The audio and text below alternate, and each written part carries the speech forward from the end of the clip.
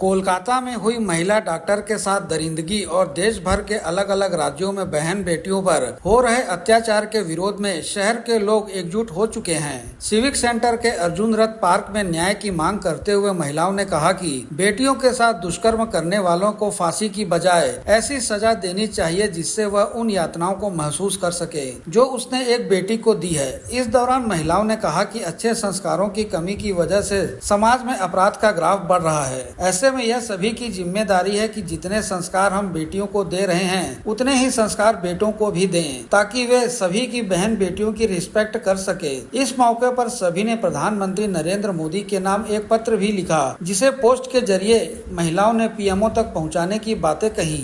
सब के मन में डर समाया हुआ है। बेटी पैदा होते ही माँ को डर लगने लगता है कि क्या इस बेटी को हम समाचार में पढ़ा पिछले 6 माह में बिलासपुर, हमारे छत्तीसगढ़ के बिलासपुर में 130 से ज्यादा रेप केस हुए हैं। क्या उनको सजा मिली? नहीं। कितनी छोटी छोटी बच्चियां, कितनी माएं, कितनी बहनें, कितनी भाभियां इसकी शिकार होती हैं, ये तो हमें पता ही नहीं चलता। अभी आज ही मेरी भांजी से मुझे बात हो रही थी। मेरी आगरा डॉक्टरेट की पढ़ाई करने वाली पीजी की लड़की, उसका रेप हुआ। और रेप किसने किया? डीम्ड यूनिवर्सिटी के डीन के बेटे ने।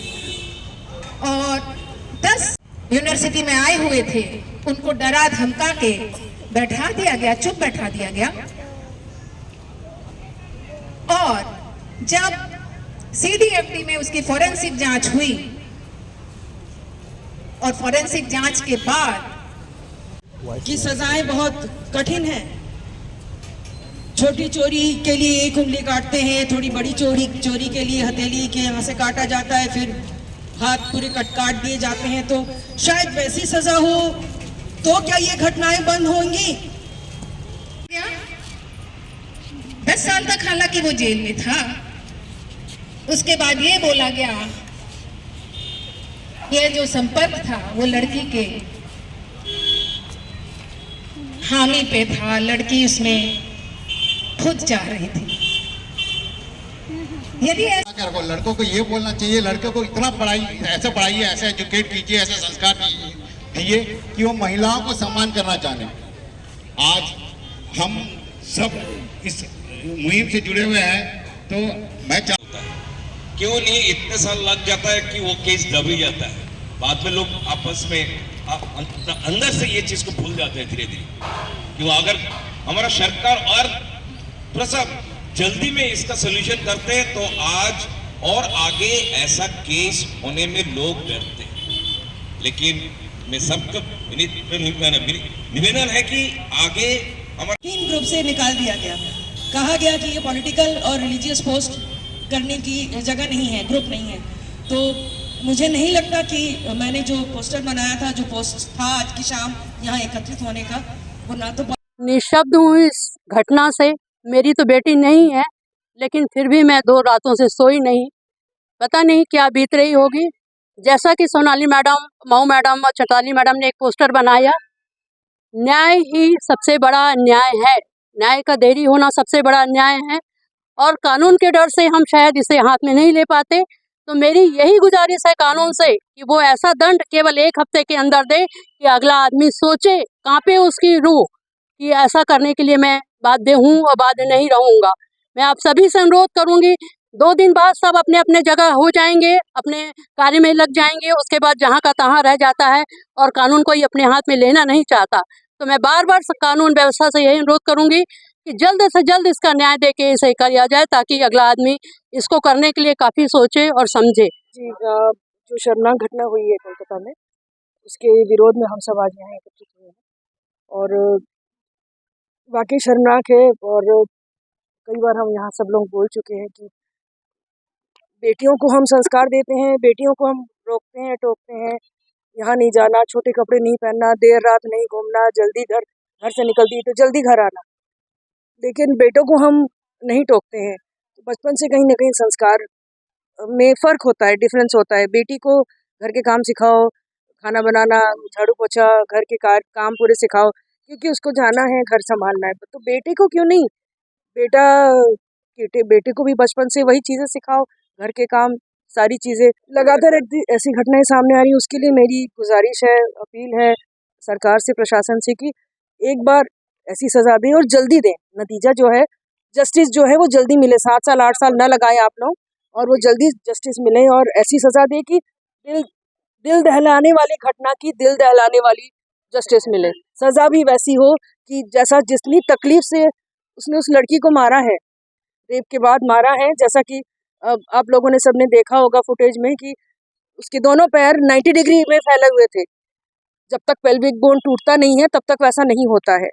और चश्मे को तोड़ा गया, आंखों से खून, और मतलब आप सोचिए, अंदर अंदर फील करिए उस चीज़ को, आप समझेंगे।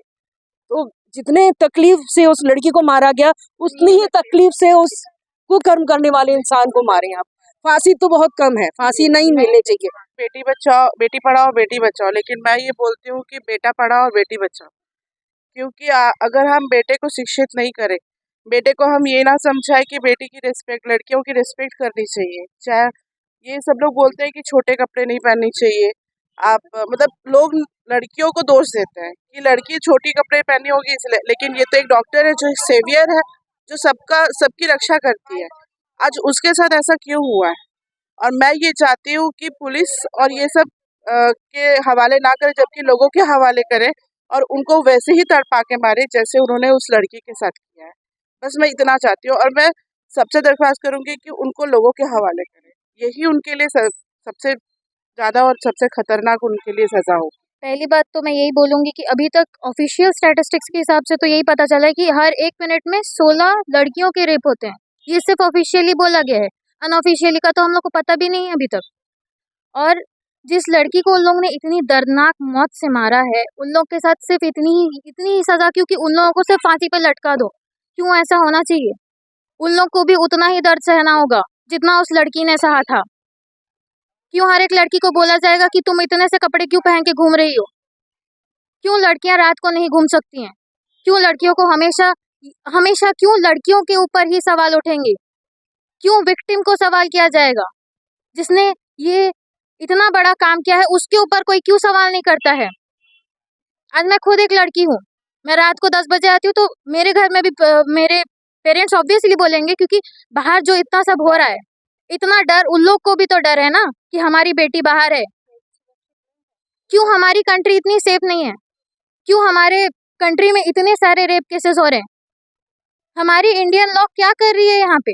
इंडियन लॉज में क्यों अमेंडमेंट्स नहीं आ रहे इस जगह पे? 6 साल की बच्चे की माँ हूँ, जो स्कूल से रोज वापस आती है, तो मैं रोज पूछती हूँ चेंज करने के टाइम, बेटा किसी ने बैड टच तो नहीं किया? Because we are so insecure in our society. तो मैं माँ होने की तरफ से सबको बोलती हूँ कि घर में शिक्षा दीजिए हर बच्चे को। हर घर में ना बच्चों को देखना चाहिए कि पापा भी माँ को रिस्पेक्ट दे रहे हैं। अगर घर में देखते हैं कि पिता माता को रिस्पेक्ट दे रहे हैं, तो वही घर के बच्चे, लड़का बाहर जाके हर एक लड़की को इज्जत देंगे। ये तो आशा रखते हैं आगे ऐसा ना हो, क्योंकि छोटे जो बच्चे हैं समझती भी नहीं है बैड टच एग्जैक्टली क्या होता है। स्कूल में जो पढ़ाए जाते हैं उतना ही समझ है, अभी कुछ नहीं समझते, लेकिन उन लोगों के साथ भी ये हादसा होते हैं और कोई नहीं बोल सकता कि कपड़े पहनने के लिए हुआ है। एक औरत कुछ भी पहन सकती है क्योंकि उसकी बॉडी है और उसकी राइट भी है।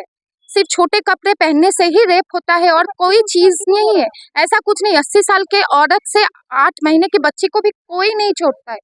तो हाथ जोड़ के बोलती हूँ सरकार को, कोई ऐसा कोई सजा दीजिए जो आगे से हमारे बच्चियां जो देश के भविष्य है, जो डॉक्टर थी वो भी संपत्ति देश की, तो वो लोग खुलेआम घूम सके, अपना काम खुद कर सके।